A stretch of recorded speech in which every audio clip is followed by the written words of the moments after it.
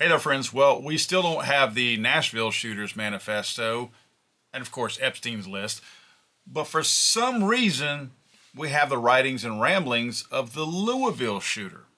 Again, nothing from the Nashville shooter, but we do have from the Louisville shooter. I bring this up to point out that something is definitely and obviously being covered up in what's written in the manifesto in Nashville. But nevertheless, let's talk about the Louisville shooter. Louisville Metro Police Department have released the full police report, and it's got all their findings and all of their investigative stuff in there. Now, I'm not going to go into everything about this because this is pretty detailed. Again, something we would like to see also in the Nashville shooting. But there's a lot of information in here, and it's got a lot of detectives' report work in here, and of course photos that they took throughout of notebooks, receipts, things like that, that all had a hand somehow in building that story and what happened in the Nashville shooting. You'll remember this guy walked into a bank where he worked and shot some executives, murdered them, and then was gunned down by police later on as they arrived on the scene. First thing I want to show you is the receipt that law enforcement found of the rifle that he bought, the rounds of 5.56 ammunition. For some reason, I guess he wanted a vertical grip. He's been watching a lot of TV. He got 3 PMags and a red dot, $79 red dot, so it's likely very cheap, maybe airsoft red dot or something like that. And of course, then they show his background check, his 4473. And this, for some reason, to this killer, was some kind of big surprise to him. The fact that you could go in, and he even says it took 45 minutes, which surprises me because I don't find that background checks when you're going in to purchase the stuff that this guy bought take 45 minutes. This is a constitutional right. It's legal to purchase firearms if you are not a prohibited person. It shouldn't take a long time. It took this guy 45 minutes. That's longer than what I would actually expect at most FFLs. But nevertheless, this guy thinks that it's remarkable that a 45-minute period in time allowed him to purchase an AR-15 along with ammunition. He writes in his little notebook, "Oh my God, this is so easy. Seriously, I knew it would be doable, but this is ridiculous. Walked in, bought a gun, 4 mags, 120 rounds for $700. Now, he says in his reason for getting the AR-15, I guess he felt like he had to convince the store why he needed or wanted an AR-15, which you obviously do not have to do. But he said, all I had to do was lie that a friend got his house broken into. I guess he said his friend got his gun stolen, so he's buying another one for him, or buying one with his friend or something like that. Because again, he couldn't say he was buying it for the guy or else they would have denied the sale. Not sure why he brought that up. Again, I think this guy, being so new to the gun world, felt like he had to justify his reason for buying a gun, but again, very stupid. He probably almost cost himself the ability to buy that gun by making this little story up. He said, check some boxes that I hadn't been institutionalized, false, or would use it for violence, also false. So we have a check and balance system in place.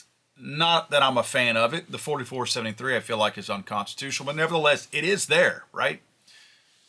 This system fails when you're dealing with a criminal. It's no different than a criminal ignoring a gun-free zone sign. It's no different than a criminal ignoring a law that murder is illegal. If they are willing to be deceptive and they are evil in their minds and they want to lie to commit their crime, they're going to do it. The commission of his crime started when he started lying on this federal form.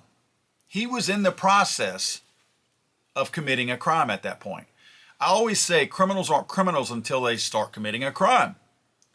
This guy was committing his crime. This guy went in there knowing why he was going to buy an AR-15.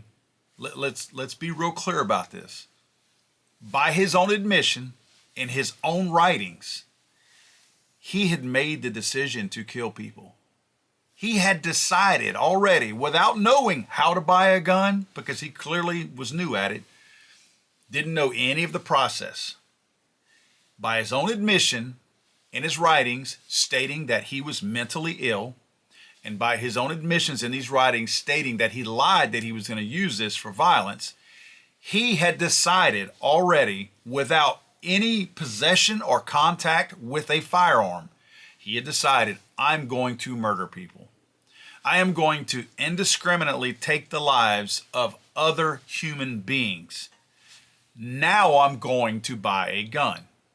Let's make this very clear, because the wackos on the far left are hell-bent on convincing us that simply the presence of a firearm in the environment, at some point you decide, I'm going to go kill people. We know that's not how it works. They know that's not how it works. They know that this is a lie. But this is proof right here that the existence of a firearm has nothing to do with anything. This person decided what he wanted to do. Then he sought out the tool to carry out his crime. And that is very well documented here. Now, further proof that this guy was a nutbag and a left-leaning wacko, he talks about how his life, he had nothing to live for, pointless, meaningless. He needed to make an impact. He was going to affect change somehow with his murder spree. Then he talks about this right here. And this kind of tells you where his mind was and how he can't come to reality, because he talks about the collapse, talking about inflation. Well, that was probably self-inflicted because he probably voted for Joe Biden. So this inflation that he speaks of, he probably had a hand in bringing that on himself. Then he talks about the climate disaster. Again, this guy has been fully indoctrinated probably by the public school system, at the collegiate level as well, and the media, because these first two things right here, or first couple of things, inflation, I think the second thing says no kids. I guess that's what it says. Then the climate disaster. Then he says gun access, lack of mental health care, politicians with no interest in helping people. Well, he's right about the last one, but the other one's clearly inflation. That's self-inflicted because his own people did that. Climate disaster, he's believing the rhetoric out there. Gun access, we have access to guns. Obviously, he doesn't understand the Second Amendment or any of the amendments in the Constitution. Lack of mental health care. Well, you know what? This guy was getting health care all along. This guy stating lack of mental health care also tells you everything you need to know that he is listening to and being spoon-fed from people on the left. Is this a setup? I'm not saying that. What I'm saying is this guy is reading from the excuses for killing people playbook. Every time that there is a mass murder of some sort involving a firearm, these are the bullet points that come out. They talk about gun access and they talk about lack of mental health care. And again, this is a guy who's somehow falling on the sword of doing all the right things, because remember, he's doing this act of murder in the name of trying to enact change. Again, let's be real clear about this. This guy was very clear in all his writings that what he was trying to do was send a message that access was too easy to guns. Really? I'm not real happy with the amount of vehicle deaths that we have out there. But I'm also not going out there documenting my purchase of a vehicle and then driving it into a crowd of people to prove to the world how easy it is to buy a car. This guy, clearly a nutbag, and you can bet on this, that the wackos on the far left in the gun control movement would love to celebrate the point this guy is trying to make, right? But they can't do it. They have all these things that they love hearing about, and I know they celebrated when they read all this. Yes, see, we got somebody else that thinks just like we do. Well, that makes me wonder, do you really think just like they do?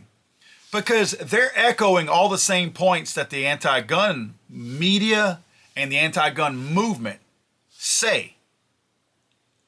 So are we to believe that we've got mass murders in hiding within that same movement? If they truly all think alike, is that the case here? Because again, I know they celebrated reading this. They just can't come out on it because they're celebrating the writings of a mass murderer. Again, trying to act like he is some kind of a martyr and some kind of a hero. I have decided to make an impact. These people did not deserve to die. So this guy is admitting that the people that he planned this murder out on. Again, none of this was spontaneous. This was all well thought out. The purchase of the gun for the reason he was going to, all this was a plan. This guy admits that these people did not deserve to die. Now, lastly, in terms of his writings, I wanted to point this out. This again shows you that this guy gets all of his thoughts from the wackos on the far left and the left-leaning anti-gun media, all of that, because this guy thinks the NRA is really powerful. But let's not forget the most important player here, the one who made all this possible. Let's give it up for the NRA. I couldn't have done this without all of your lobbying dollars. You really brought this whole thing together. This is the world you are building, one without any regard for the value of human life. Look at that last sentence again. One without any regard for the value of human life. This coming from a person who literally planned on and took human life. The NRA, and I am no fan of the NRA, but they have taken no lives. Zero. Whatever you think of their political leanings and the corruption at the top with Wayne LaPierre, you still cannot paint them with the brush that this guy is supposed to be painted with himself. The NRA has never murdered people. This person murdered innocent people, yet he did it talking about the NRA and how bad they were. This is the mind of a twisted, wacko leftist.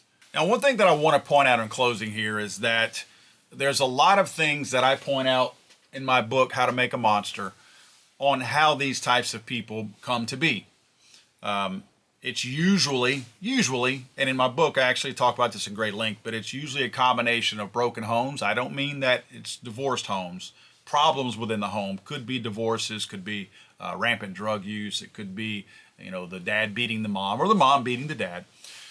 So a broken home, psychotropic drugs, and bullying.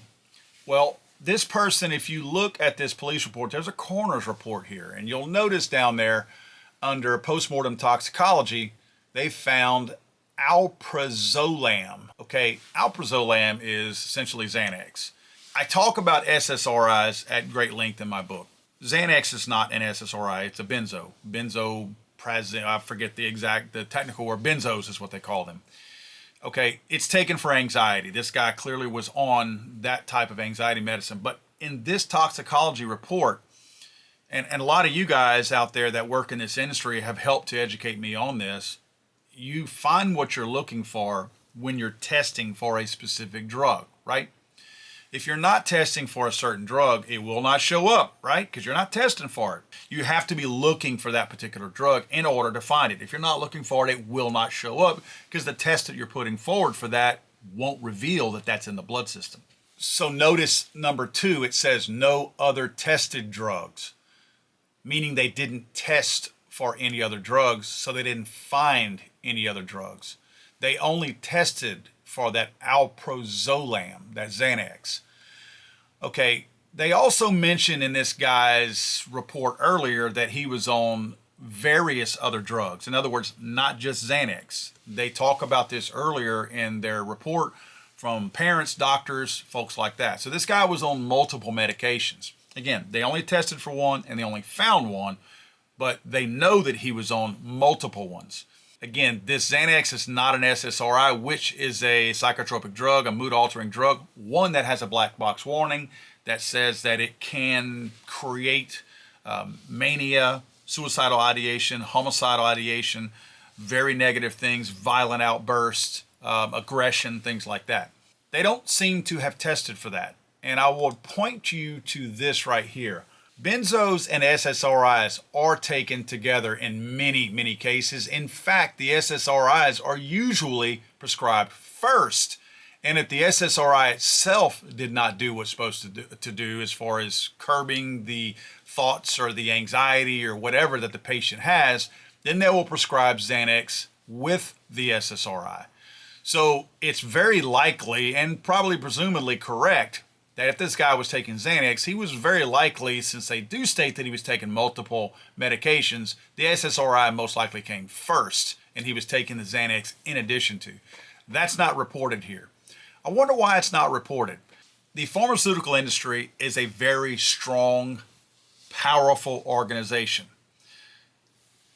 They don't like what's in my book. But I will tell you this. They have hidden and paid handsomely to hide things before the direct association and connection between SSRIs and some of these issues. Now, again, as I state in my book, lots of times, everyone who's on an SSRI is not a rampage killer, a murderous person. Clearly, they're not. Just like every person who smokes a cigarette will not get lung cancer, right? But many people are susceptible, and there's documented proof of that. In fact, speaking of Louisville, there was another, quote, mass shooting 30 years ago. The Standard Graveur shooting happened on September 14th, 1989, where a 47-year-old former employee shot and killed 8 people and wounded 12 others before taking his own life. He had been prescribed the antidepressant drug fluoxetine, which is an SSRI. 30 years later, Andrew Wolfson, writing for the Courier Journal, revealed the full information about what had transpired 3 decades earlier.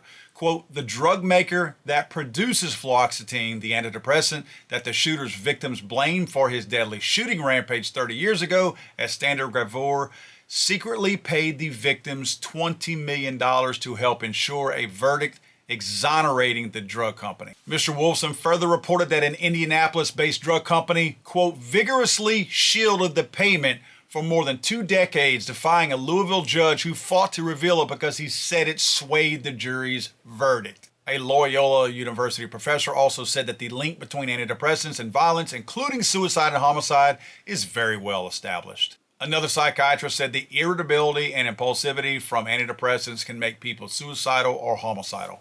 My point in all of this is be very cautious about what you take as true information, including anything from me. Because obviously the pharmaceutical industry has spent a lot of money and probably continuing to spend a lot of money to keep this kind of stuff out of the public eye. We are rewiring people's brains with these drugs, and at very early ages in many cases. Let's not forget, again, I covered in my book, that this killer in Louisville was 25 years old. The human brain does not fully finish developing until it's about 26 years old.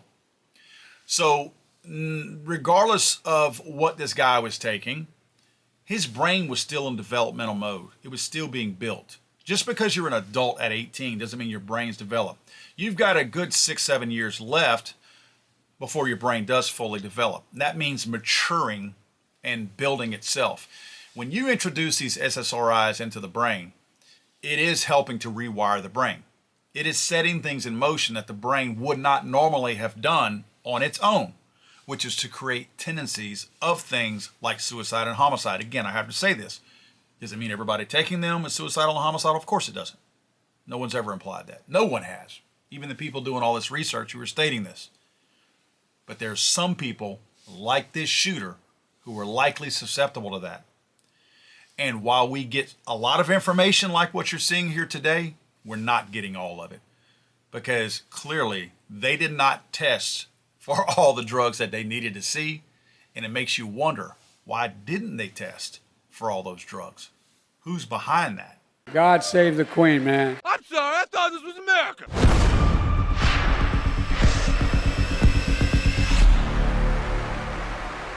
He's over!